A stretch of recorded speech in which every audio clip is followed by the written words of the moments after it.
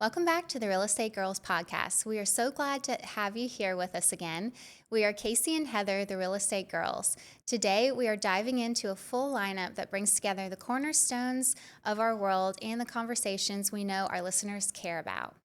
So as you can see, we're wearing our jerseys today, our college football jerseys. Yeah. We are talking about college football and real estate today, market updates, college town real estate investing, and what we see emerging in the horizon in real estate. It is the perfect blend of lifestyle, data, and real world experience that helps our community stay informed and confident as they navigate every season of the market. So let's get started. The government's open. Yay! Yay! After 43 days? 43 days. That's wild. Our politicians finally got their crap together. Yeah.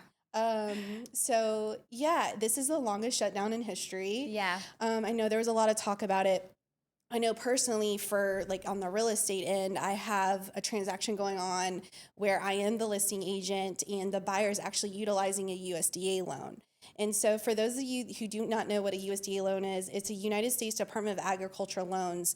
Have you done a USDA loan before? I have. It's primarily for rural areas, right? And it has to be in a qualified rural area. Mm-hmm. You can actually search the USDA website and plug in an address and see if that home's qualified for it. And the good thing about these loans is it's 100% financing. Yes. As far as it's almost like a VA loan. I mean, there's similarities where you don't have to put any money down. Yeah. So that buyer can keep a lot of more money in their pocket. And it's funny that this one qualified because when I actually got the initial offer on it, I was like, there's no way, because this is off of Baldwin is my listing. Yeah. So I pulled up that map that you're talking about, plugged it in, and it said it is eligible. Wow. So it's weird how the map is because you think rural, you think Southport or, off of 79 right. or even East Bay, you know, but it did qualify. Unfortunately, because the government was shut down, the loan got delayed. You know, why did it get delayed? You have essential and non-essential personnel. And so the non-essential were kind of the people reviewing the loan. The people that work for the USDA, they issue these conditional commitments. And that could be a good real estate question. You know, what is a USDA conditional commitment? Think of it as USDA's pre-approval for the guarantee. It confirms the property is eligible. It's in a rural area. The borrower is eligible, so their debt to income ratio looks good, and the loan terms meet USDA program rules. So the steps are: the buyer applies with a lender. The lender, so in this case, the buyer applied with a local lender. Mm-hmm. The lender underwrites the file, and then the lender submits that file to the USDA, and the USDA issues the conditional commitment. Now, if these personnel are not showing up for work because they can't, there's no appropriations for them, it gets delayed. And unfortunately, now that we are back open, thank goodness, now there is a huge backlog. Yeah. And so, in conversing with a local lender, this loan could be delayed a month or more because we're just in a line, and whenever they can get to us, they'll get to us. And so it's unfortunate. It does affect, a lot of other people, obviously a lot of people on the SNAP program. Yeah. You have a lot of local churches that are getting involved, that got involved in helping out, and it's good to see that in the community. I remember when I was a Border Patrol agent, I believe it was 2013, where the government shut down for during Obama? Yeah, Obama. Yeah. Yep, for 13 days, and so we were deemed essential. So we actually we had to go to work. Yeah, we didn't have a choice. Yeah, of course. We weren't getting paid. But we were deemed essential. Yeah. So we were showing up for work. We were, federal law enforcement officers. So hopefully it doesn't happen again. Yeah. Because it does affect a wide range of people. Trickle down effect too for the economy. Mm-hmm. So your buyers had to do an extension. Yes. And extend the contract for another 30 days. Another 30 days. Wow. And so obviously this also affects not only the buyer, but also the seller. Yeah. Because it's a vacant property. The seller doesn't live there anymore. Yeah. They have moved out of state, and so there's carrying costs. You have utilities you got to leave on. My seller texted me the other day, should I still get the yard cut? Absolutely. Yeah. And that property maintenance, section of the contract, you have to maintain the property. Yeah. It's what you agree to, and so now you have another month or so of extra, cost. Yeah. And so it does affect everybody. Yeah, for sure. For sure. What's going on with you? I know you did a reconsideration of value Yeah, I recently. just talked about it. Yeah. So I haven't really had any government-backed loans. As of late, I've been selling a lot of land, and then I've got one condo that has just been, it's a beautiful condo. The sellers are amazing. The buyer's agent's amazing. But we had to switch lenders on it one time because the lender the buyer chose said they could do it. But when you have a complex, a condo complex that has a lot of vacation rentals in it, some lenders will not lend in those complexes with HOAs and vacation rentals. So that lender wouldn't do it. So we had to switch lenders. We had to get a new appraisal. On the new appraisal, it came in like $30,000 under contract price, and it was just ridiculous. So we started looking through which comps were used on the appraisal, and I started calling the listing agents of all the comps, and I noticed one of them didn't have interior photos, and I was like, why would it not have interior photos but sold for so little? So I called her and she said, yeah, it was a complete gut. She said you had to wear a mask when you went in, it stunk, and ours has been completely updated. So that was not a sufficient comp. So I emailed the appraiser, and he said, oh, I didn't know that, et cetera. Because he's not checking out that property. I mean, he's only visiting the subject and it's already sold, right? So because it's a sold comp, so he can't necessarily go in that comparable property and look at it. But I do feel he should have called the listing agent, especially if there's limited pictures. Yeah, you can't just speculate. Yeah, exactly. Yeah. So we submitted the reconsideration of value, and he did. He came up on his contract price, and so now we're in final underwriting, headed towards closing.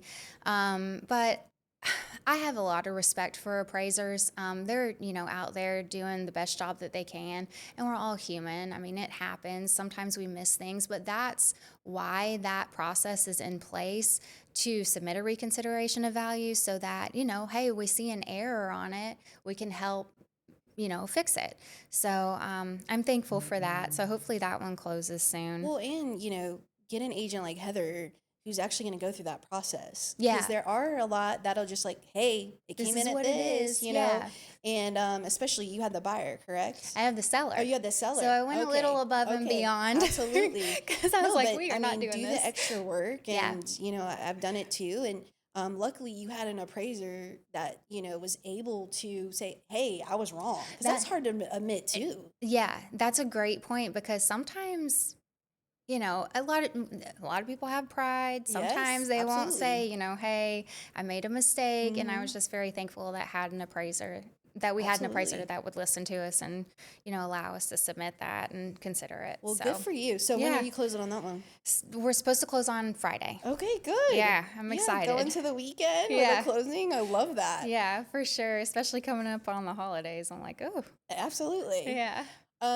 So Thomas and I purchased another fixer-upper, yeah, tell us about that. So it is one in our neighborhood. This is a house that we've been watching since 2022. Yeah. A builder started it. He actually had a couple of homes in our neighborhood that he started, and for whatever reason weren't finished. And so he had sold it to another a buyer, and now that buyer has relisted it. It's not finished, and so we jumped all over it.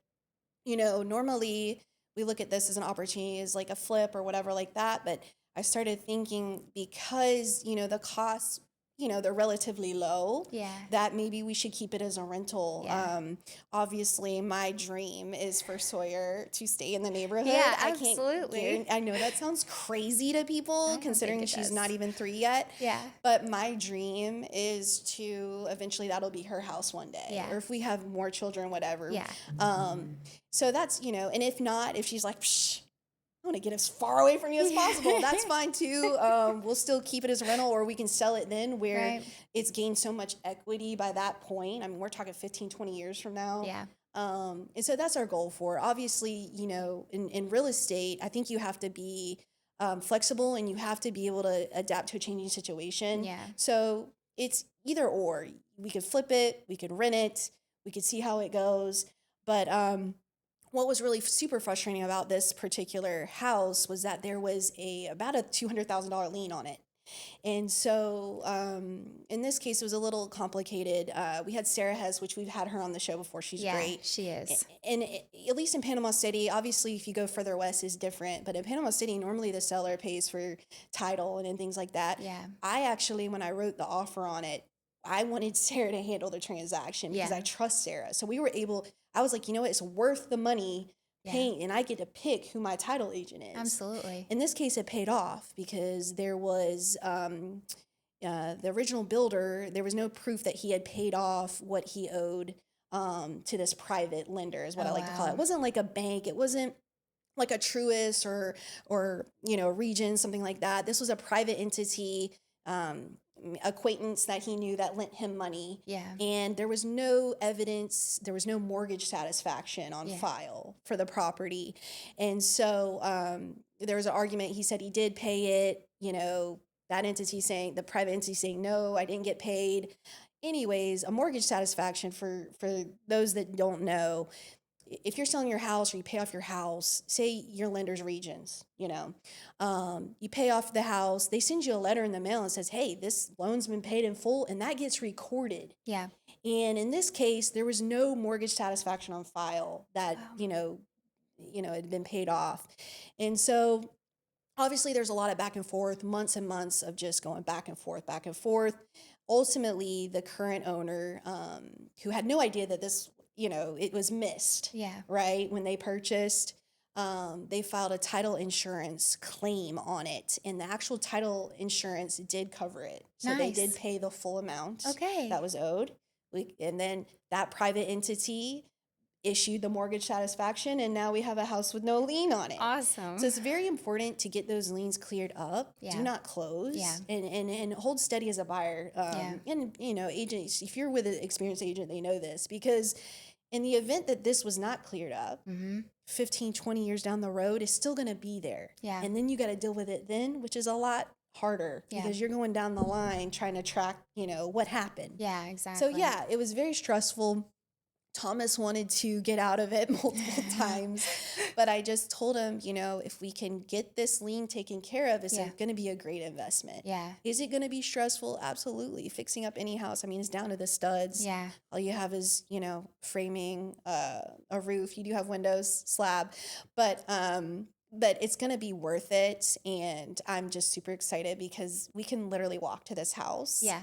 And so we're always doing something. Absolutely. And that makes me think of, that's why it's so important to get title insurance. I hear people all the time say, why do we have to get title insurance? Why do we have to get a title policy? This is a prime example of why you would have never known. Absolutely. Otherwise. And another prime example of why you should use a realtor, because there's a lot of times where I think the real estate process, you try to foresee issues, but sometimes we can't really predict what's going to happen.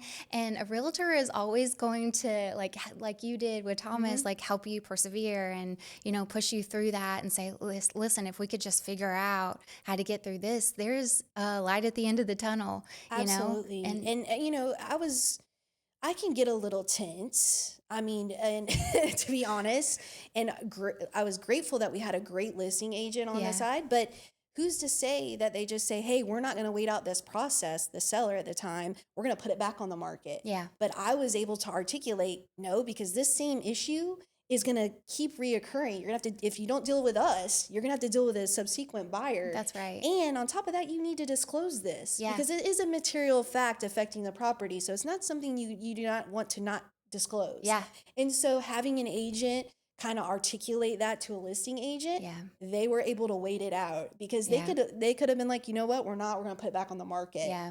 And there's real estate emotions can be very high, especially with this is our personal house that we're adding to our rental portfolio, and so I'm just glad we were able to get it done. But speaking of that, according to the National Association of Realtors, which is NAR, only 6% of home sales in 2024 were for sale by owner, so FSBO, and those homes sold for a median of $380,000 compared to $435,000 for agent-assisted sales. That's a $55,000 difference. Proof that professional representation does pay off. Absolutely, it pays off. So you're having someone say, look, this home is actually worth this compared to the comparables that have sold on the market. Someone who's able to articulate all of the points for whatever particular home that's listed. I think, one of my biggest pet peeves is like, oh, I'm going to do for sale by owner because I don't have to pay commissions. Yeah. Number one, you don't have representation. Do you really know the ins and outs of all the 12 pages of the contract? Number two, the proof is in the pudding. You're getting on average $55,000 less. So they think they're saving money, but actually you're losing money by not more. having representation. Yeah. What we have, especially we're part of two association with over 5,000 agents. When you put it on that MLS, that's a very strong marketing tool because that gets filtered out to realtor.com, to Zillow. It goes everywhere. Yeah. Plus, you're reaching the max amount of agents for this area who potentially have buyers. Yeah. You just put a for sale by owner sign in there. You're not getting the exposure. You have a very limited buyer pool there. Yeah. And most buyers want representation because they don't know how to write a contract. Absolutely. And most buyers now, they have to sign a buyer broker agreement or a showing agreement, which means they have a contract with a realtor to show them homes. So most are going to be represented with a realtor anyway. Exactly. So. And, 99.9% of listings in our area, the seller is paying that buyer's agent commission. Yeah. And so if you're not doing that, then, good luck. Yeah. Good luck out there. A little spicy today. Good look out there in the streets. Yeah, and so let's talk about the average age of first-time home buyers. If I remember correct, when we did our very first episode or maybe our second episode, the average age was 38. So that's jumped up to 40 years old within for a couple of first-time home months. buyers. That's wild. 40 years old. Yeah, you're almost retiring by that point. Yeah. What? You're middle-aged, which I hate saying that because I'm getting. We're on the cusp. Same age. I'm holding on to my 30s for as long as I can. To me, that statistic, the average age of the first-time home buyers, 40 years. That makes me sad. Yeah, I know. Because we know, because you've been in a lot longer than I have, but we know real estate is a way to generate wealth. Yes. Okay. If you're not buying your first home till 40. How are you going to do that? Generational wealth as well. Absolutely. Like you're passing a portfolio down to your children, having that equity, being able to send them to college without having to worry about how am I going to pay for this? Right. That's a big thing. Yeah. So it's crazy. Pittsburgh ranked top spot as the most affordable large city in the U.S. with an October median home listing price of $250,000. This is more than $150 below national average according to realtor.com. The median home price here is $330 to $350. So Pittsburgh. Are you a Steelers fan? Do you watch NFL? All right, so let me just show my cards. I never really got into football that big until I got married to Brian, and then it was mainly college football. However, my dad is a huge Green Bay Packers fan, and so I was just there for the food, Would you ever wear like the cheese heads? No. You know that? I do. I know the cheese heads. Yeah, he did. He was all about it, and he got cheese heads for my boys like one Christmas when they were really little. Yeah. But so he's a big Brett Favre fan. Mm-hmm. I have no idea who that is, so I'm just shaking my head. Are you serious? I'm serious, but I know who, and he's an OU fan, so I know who Mayfield is. Oh, Baker Mayfield? Yeah. Yeah. So we'll get into the football talk. We might as well. We were gonna do a market update. It's fine. Yeah, we're good. Here we go. Like to talk. But so remind me, when did you and Brian meet? How many years ago? So our story is beautiful in my heart, but so I started working in property management at ERA Neubauer when I was 18 years old. Okay, so Brian actually hired me. Oh, yeah. So he was your boss. Yeah, he was my boss, but it wasn't weird or anything. So I worked in property management. It wasn't weird until it got weird. Yeah. It wasn't weird until it wasn't. Until it was weird, yeah. Until it was. No, so I worked in property management for like 7 years, and then I decided to move over to sales. And so then at that time, he wasn't my boss. really started out as just friends because we could actually talk more. Mhm. Like he wasn't, I was an Mhm. independent sales agent or whatever. And 2017, we got married, and the rest is history. And Here we are. he's been a Gator for Yeah, he is. He is a Gator alum. He so loves them. he went to UF? Yeah, he went to Okay, UF. okay. He has a master's in real estate from UF. He started out, he went there for engineering. And so I think he has his bachelor's in engineering, but he loved it so much he decided to stay another couple years to get his master's. Nice. Nice. But yeah, when I met him, like I realized that football parties were going to be a thing Oh, every yeah. Saturday, inviting all the friends, Mhm. all the food. You just better be ready for Get your that. Tostitos and salsa. Literally everything in our house is Mhm. Gators, like orange and blue, and it's run over to where like my kids are now like Mhm. huge Gator fans, analyzing like all the stats and whatnot. But yeah, so That's all in. so you're all in. I mean, you're part of the family now. You have to, and you see a lot of that. You see a lot of, and you get, and that I love that. I think there Yeah. needs to be more women involved. Yeah. And more women that know, what a linebacker is, or Yeah. or how many downs, or Yeah. you know what I mean, and like Yeah. there's 100 yards on the field and things like that. I, from a very young age, was raised like knowing football Yeah. and knowing how to throw a football. Yeah. And my father actually played for Florida State. Are you kidding me? Yeah, I did not so- know that. So he actually played for Bobby Bowden Oh my gosh. in the early 1970s. Now, he wasn't anything crazy. I mean, obviously, you don't know exactly. You didn't know that. Yeah. But I think it was like a spring game, which is a game like right before the season, Yeah. and he got hurt. And then he Oh. ended up, concentrating on criminology, went to law school at Florida State. He's now the state attorney. So I think it worked out for my dad. Yeah. But he's a very competitive Yeah. person. I am therefore a very competitive person. Yeah. And I remember when the Knowles won the national championship in 96, I believe in 99. We had Deion Sanders that went there. We had Chris Wheatkey. We had Mickey Andrews, who is arguably the best defensive coordinator of all time, because obviously I'm a diehard Knoll. But I remember, so 96, I was 8, 99, I was probably 10, 11. Football games in my family, like if we lost, it was devastating. Like Yeah. I remember, I have memories as a young child, us going to my grandma's house in Marietta, and we'd all get together and watch the games. Yeah. If we didn't win, like it ruined the day. Yeah. It ruined the week. Yeah. Okay. And these were the years, Florida and the Gators and the Knowles. I mean, we're still rivals. Yes, But absolutely. there was both great programs. Miami was a great program. And so we were winning. I mean, with under Bobby, I mean, we had so many 10-win seasons. Yeah. I mean, we were winning all the time. So I just thought this was like normal. Yeah. So when you lose, it's so devastating. Yeah. Right? For sure. So with that said, to have an olive branch today, Sawyer, which you didn't know anything about this. No, I didn't. She painted you, which it says crocodile. We crossed it off and put gator. But she says, to Miss Heather loves Sawyer. So here's your painted gator. I love it Because so much. I'm not as competitive as I was when I was 10.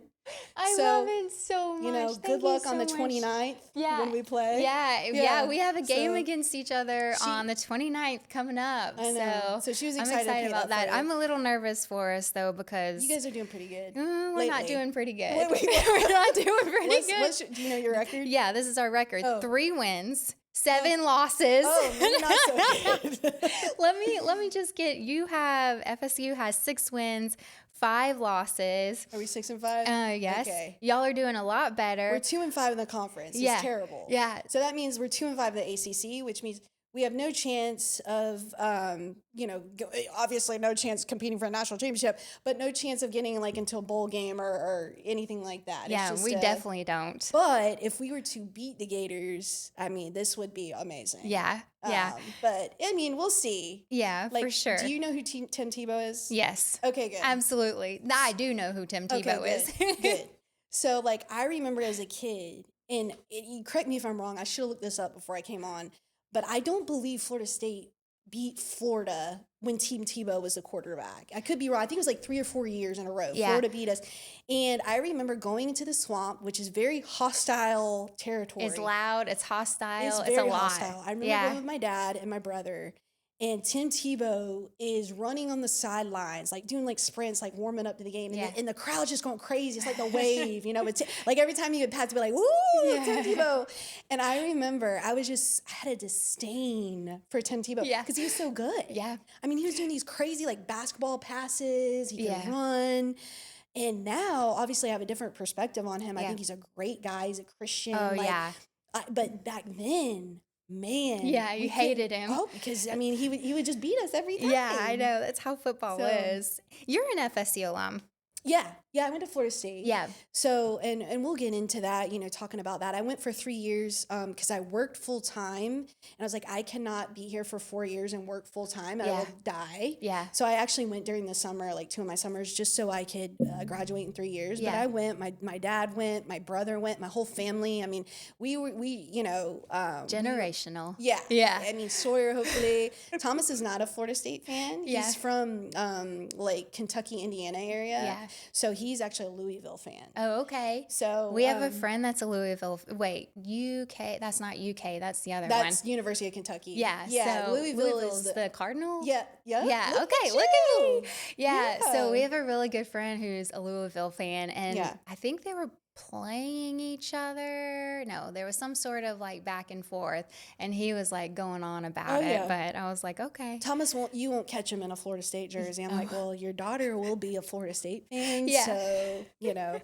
But so yeah, I mean, let's talk about, you know, does investing close to football stadiums pay off? Yes. So there's a lot of stats where if you are an alum, like you and my husband Brian, and you go down and you go to these football games that are near the stadium, you're renting, you know, to go to the games, you're doing a, you know, short-term rental, VRBO to go to the games, which investing in a town close to a stadium is a great option. Absolutely. I mean, you're going to have at least, you know, 6 home games, right? So if you own a property close to the stadium, especially with the walking distance, you see these owners of these properties, they'll even charge parking. I mean, you'll see $40, $50 parking, which my dad, we would walk miles. I mean, that's just my dad, you know, which is fine. Like we'll do it. But for the people that don't want to walk a mile or two, they'll pay that $40 to be close. Yeah, absolutely. There's a study in the Journal of Sports Economics found that broadly, housing values near sports stadiums average about 4.7% higher than the wider metro. While that study looked at various cities, the effect is evident in college towns too. Alumni and investors are attracted to homes close to stadiums for tailgating and rentals. Recent data from one neighborhood adjacent to Florida State University showed a home prices jumped 31% in 1 year. That's big. That's crazy. Yeah. And, you know, why is this? Why do you think this is? Other than, you know, football, there's a lot of money behind football and just people are hardcore. Yeah. You know, you have recession resilience during downturns, and enrollment often holds steady or increases. Think about this. COVID happens. And granted, I can argue in Panama City Beach, actually, you saw a lot of high rental numbers because people want to go on vacation and get away from the world. But even when the schools shut down, those students are still going to be there, or they'll go home, but you can do online classes, but they're not going to break a lease because they know school's going to open back up. Right. And you have employees as well. Yeah, you have 12-month leases, occupancy. I mean, you have 95% where these units are occupied year round. I know I went to, you know, I did attend summer school. One year I did not. I went home. I was still paying rent. Yeah. When I wasn't there. Yeah. So it's not like I'm just paying rent for 9 months. Yeah. Yeah. And so I think it could be, you know, a very good option. Especially, you know, obviously I'm not talking about students purchasing these properties. They probably don't have the means if they're in college. Right. But what you are seeing is their parents investing in homes, single family homes or apartments or, you know, townhomes. And what they're doing is if their child is living in that home and then they're charging rent to cover that mortgage of that house. Yeah. And at the same time, you're gaining equity every year. Yeah. We've talked about this before. On average, you're going to have about a 3% increase in value of that home on average. Yeah. Some years it could be more, some years it could be less. In 10 years, you could have $70,000, $80,000 built up. And there's even statistics that show if you're in the southeast, and you have a relatively, affordable house, it's actually more profitable to actually buy than rent. Yeah, for sure. And yeah, you have a college student who's going to the university. It's cheaper to purchase a home, and then they Mm-hmm. can rent out the rooms to Mm-hmm. their friends, which works out for them.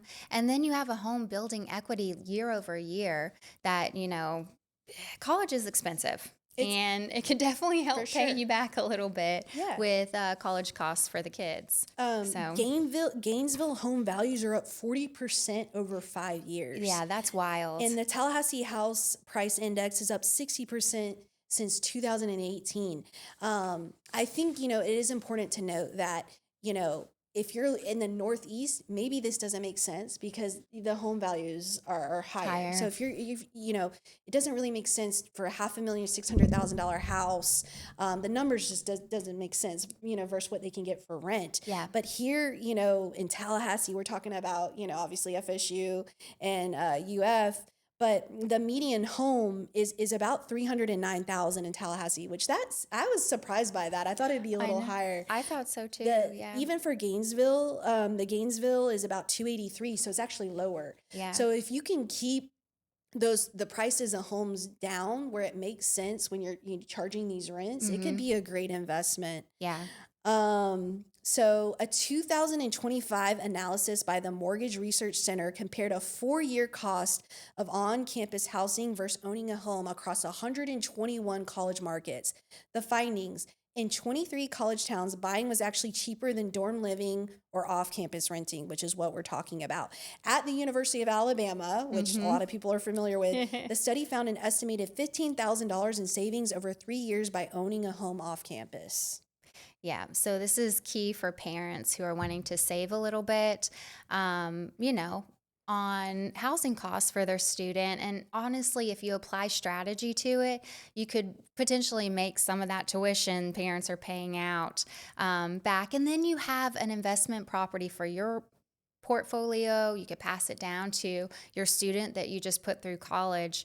Over a few years, the family builds equity instead of burning cash on rent. And if they hold the property for a longer period, so say 10 years, the potential profit on resale plus rent could exceed $70,000, according to a report with realestatenews.com. This essentially turns a college expense into an investment gain.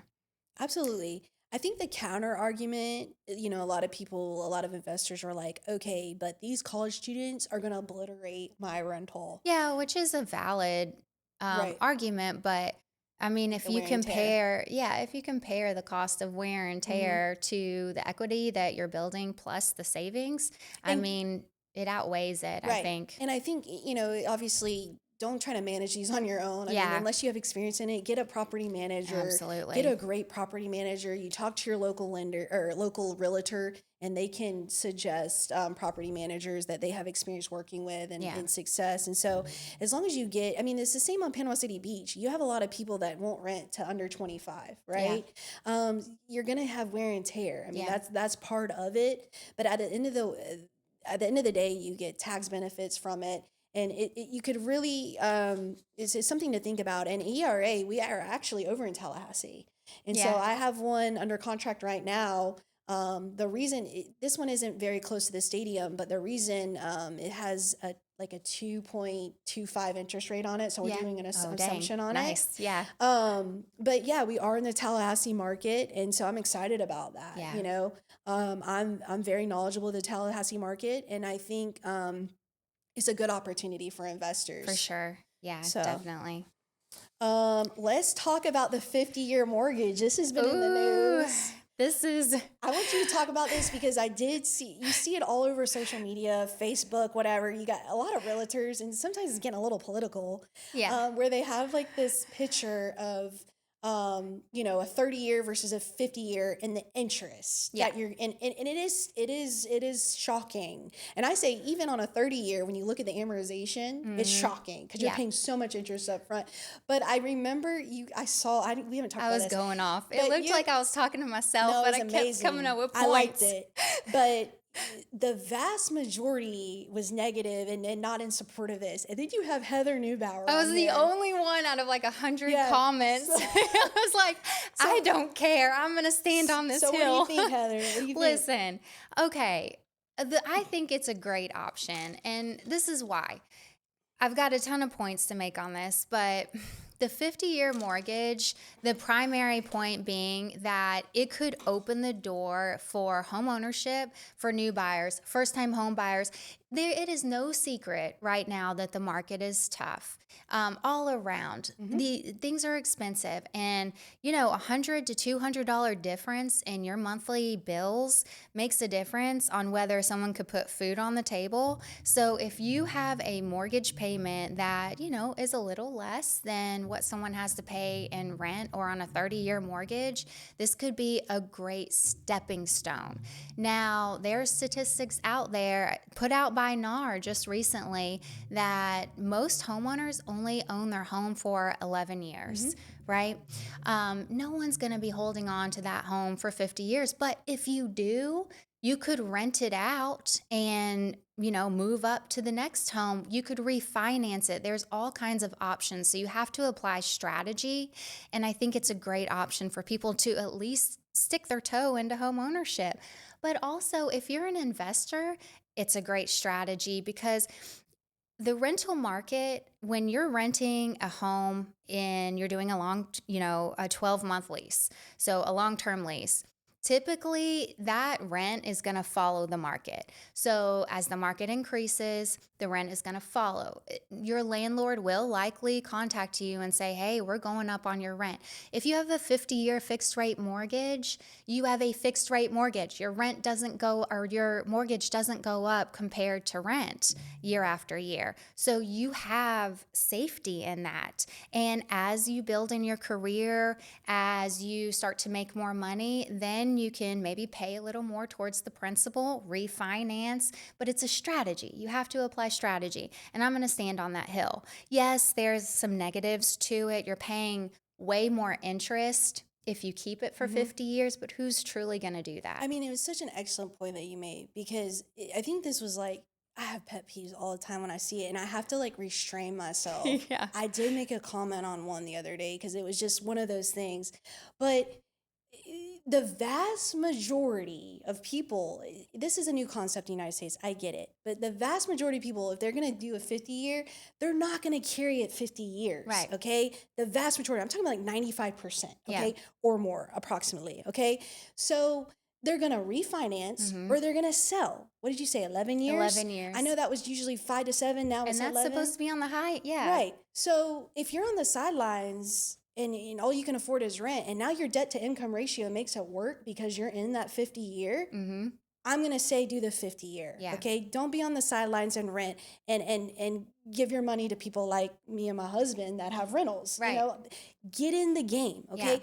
And here's the thing. In the 1930s, what was standard was 5 to 10 years. Okay. You're going to hold this mortgage with big balloon payments. A 30-year faced the same criticism as what, we're seeing on the internet and whatever. They were like, oh, you'll die before you pay off a 30-year, and guess what's standard now? The 30-year fixed. Okay. And so you're not going to be forced into a 50-year. Well, that's right? the thing. Also, people are acting like this is just going to be the main thing. You're going to have to, what are you talking about? There's so many different loan options. You talk to your lender, you figure out what works for you, what strategy, what loan is the best for you that works.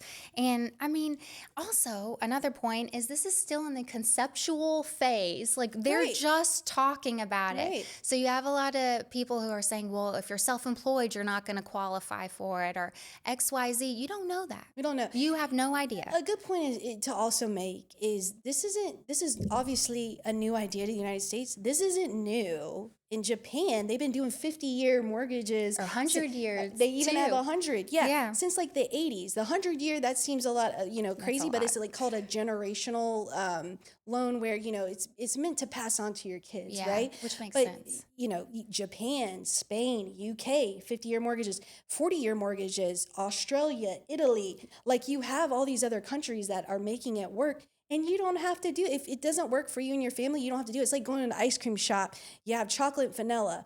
Maybe you want to try strawberry. Yeah. And guess what? You try strawberry and you don't like strawberry, you can go back to chocolate, you can refinance, and everybody can be happy. Yeah. And so, the 30-year fixed mortgage didn't become popular till like the 40s and 50s. Okay. Right. And like I said, it now is standard. I just think people need to be a little bit more open-minded about it. Agree. And not get so political. Yeah. Because I really think this could solve the home affordability crisis that Absolutely. we do have. And there's a lot of people that want it that are on the sidelines. There's millions of buyers on the sidelines. This could get them off the sidelines and actually have something that they're proud of. Let's get the median the first time home buyer age down. Yeah, 40. That's so crazy to me. Let's am I get saying, that down. in a high interest rate environment, maybe this isn't a great idea. But, like in 2021, everybody would want a 50-year. I mean, to me, as like an investor, give me 100 years, give me 200 years, give me 300 years. You know what I mean? Especially if investors are doing flips and stuff like that, and maybe they're carrying a mortgage on it. A lot of people use cash. I want, as much as I can, because I know in 6 months or whatever, I'm going to sell this property. Yeah. So, so overall, I think positive. There are some negatives. The interest is, it's shocking when you see those tables. Yeah. But I think people just need to be a little bit more open-minded. We are almost 100 years past 1930. Yeah. Okay. We are continuously evolving. Yeah. It's the same argument that you have with AI. Everyone's scared of AI. Well, you better get used to it because this is where it's going to. It's here. And, if you can't change with the times, then you're going to be left behind, in my opinion. Yeah, exactly. And we're passionate about this because we know how important home ownership is to building wealth because we've seen it and we've done it. We want, we're realtors. We want everyone to experience how important, and it's the American dream. And it's worked for us. Yeah. You know what I mean? Yeah. We're not just realtors. We actually invest in real estate. Yeah. And it's worked for us. Yeah. And it's been successful. Yeah. I do want to go back to the market update for our area. Yes. Because we did skip over that, but we just got so excited about Florida State football I know. and Gator football. But so the CPAR stats, the Central Panhandle Association of Realtors stats, did come out. This is for October of 2025. Now, the biggest thing I did see is the average days on market, 100 days. Yeah, 100 days on market. That's up 26.6%. So this is comparing October of 2024. 100 days on market, I mean, shoot, that's almost 3.5 months until you're getting that house from the moment you list under contract. That's a big number. Yeah, it is a big number.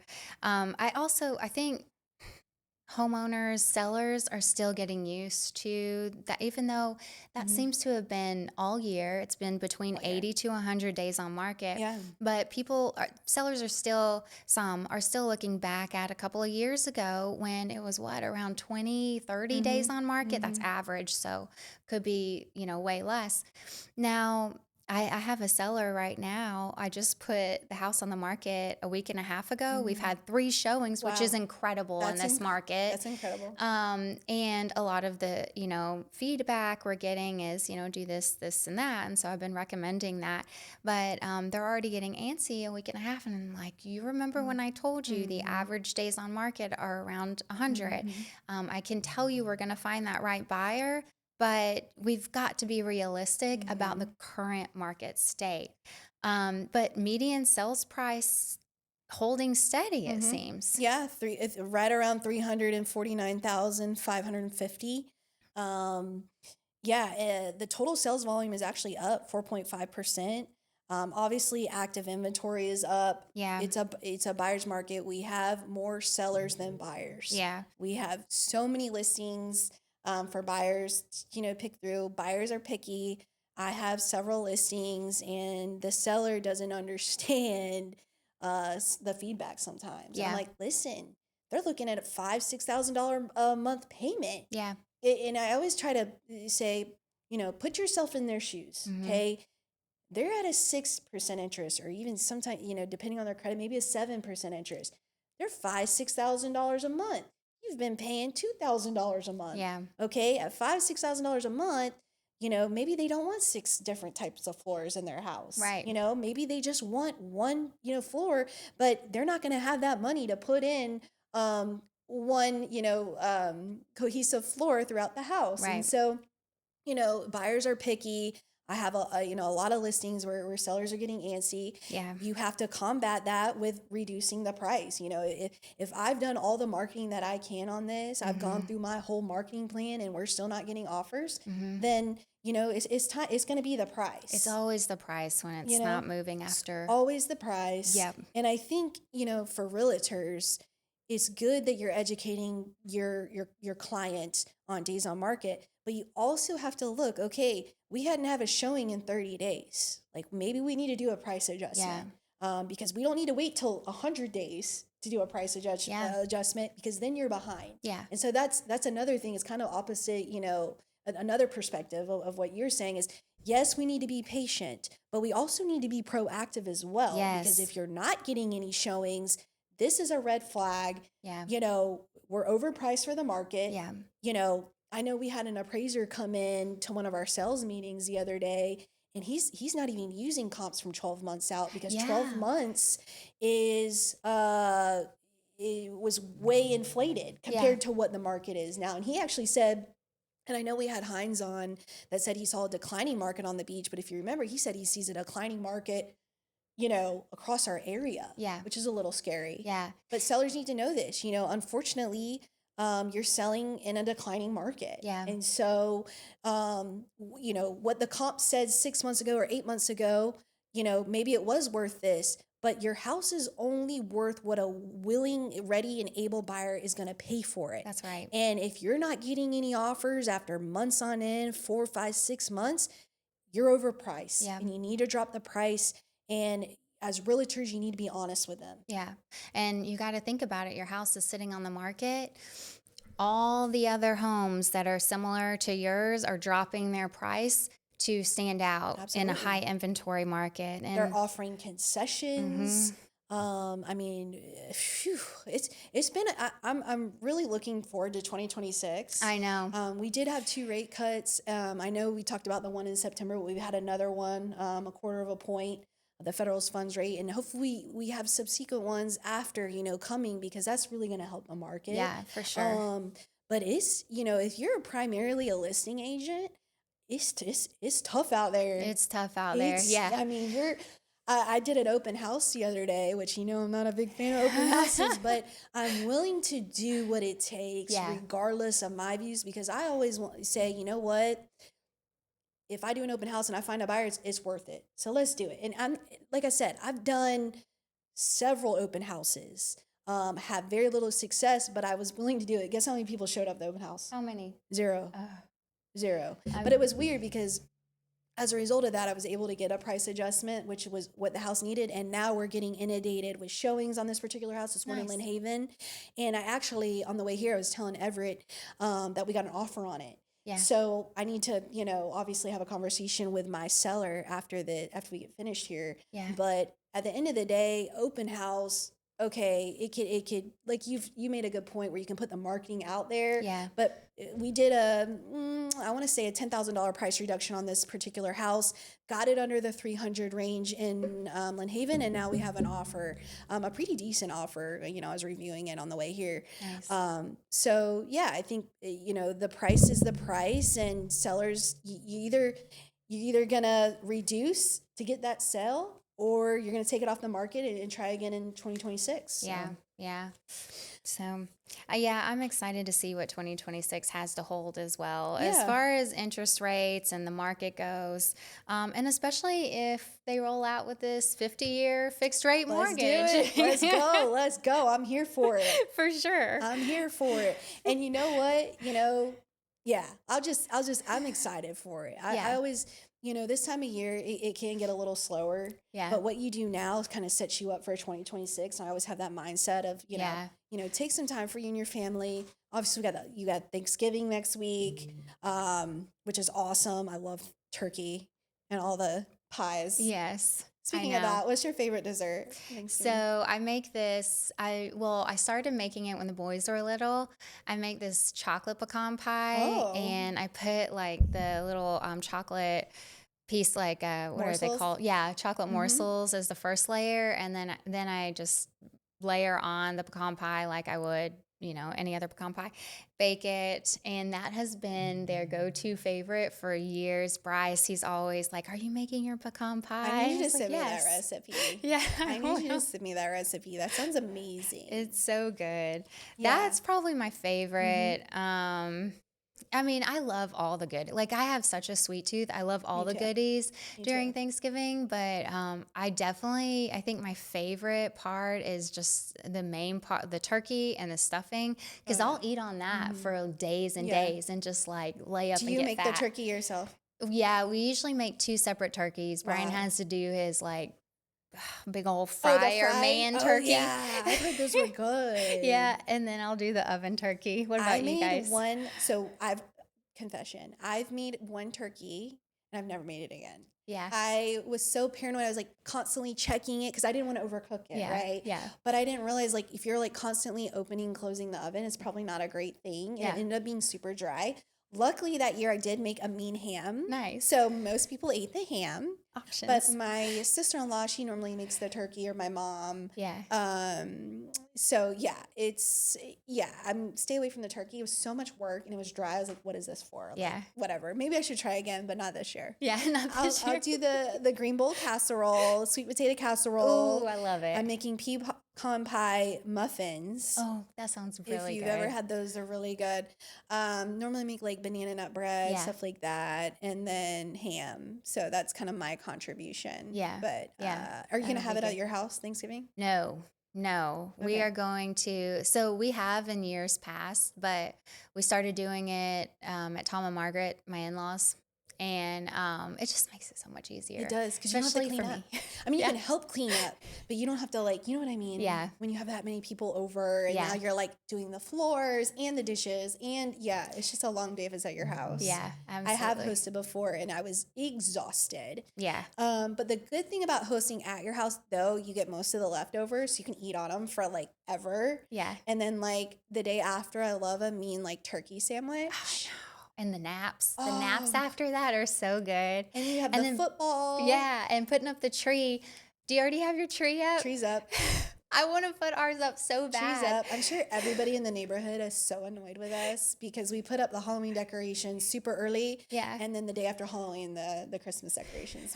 I'm talking lights. I'm talking, we have 6 deer. Yeah. Reindeer out there. We have all sorts of stuff. I'm a crazy Christmas elf. Yeah. My parents made the holidays so special growing up. I'm so thankful for that. Yeah. And I want to carry on that tradition to Sawyer. Yeah, I love that. Unfortunately, because we did it so early, she thinks it's Christmas morning every morning. Yeah.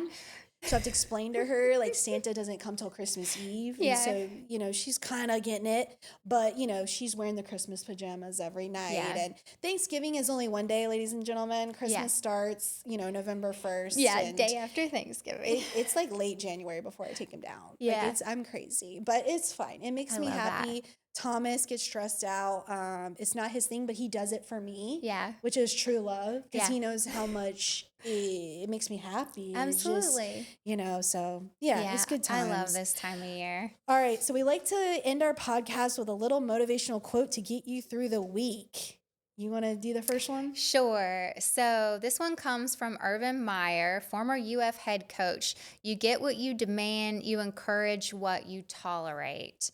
So you demand the best, you get the best. You tolerate disrespect, or, you tolerate. I like it.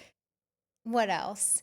That's what you get. So yeah, you tolerate less than 100% effort, and you're going to get less than 100% effort. Absolutely, right? So I like that. Now, normally we do one quote, but obviously I couldn't let Urban Meyer have all the stardom. So we're gonna quote the great Bobby Bowden. Okay. He keeps it simple. I like Bobby. Obviously he's passed and he's a great legend. Yeah. Coached Florida State for many years. Yeah. But he said a winner never quits and a quitter never wins. A winner never quits and a quitter never wins. I Yeah. didn't want to mess that up. I was going to. But, keep going. Obviously, we all have bad days. Yeah. But, push through the hard times. For sure. Life isn't always rainbows and butterflies. Yeah. Okay. There's going to be hills and valleys. Obviously, he's probably really relating to football there. Yeah. I remember one game we were down like 32-3, which I was a small child, but we were actually playing the Gators. Yeah. And I remember my brother went into one of my grandma's rooms and was like, I'm not watching the game anymore. At Yeah. halftime, we were down 32-3. Okay. Yeah. And here I am, like 7 years old, 6 or 7. Yeah. And I'm watching it. And they're coming back, and they're coming back. And we ended up tying the Gators, and it was actually a draw that game. Yeah. And I was like yelling, Travis, we're coming back. So we didn't quit that game. I mean, this is 30 years ago probably. Yeah. So, so don't quit, perseverance is everything. Yeah. And tomorrow's another day. If you've had a bad day, I always say, the next day is going to be at least better than this day. Absolutely. You always have a new day. And I think this also, you can apply this to the market. It's a tough market, but you know what? Just keep pushing. Listen to your realtor, do what you're supposed to do. Homes are still selling. So, it is tough. It's not like it was a couple years ago, but, just keep pressing forward. Yeah. This goes for realtors as well. It is a tough market, we're having to do a little more work and keep going, but that's, you keep going, you come out as a winner. Right. So, absolutely. Yeah. So thanks for joining us on today's episode of the Real Estate Girls podcast, where real estate meets real talk. We hope you're walking away with valuable insights and the confidence to navigate your next real estate move. Don't forget to subscribe, leave a review, follow us on social media for behind-the-scenes content, up-and-coming episodes, and expert tips you do not want to miss.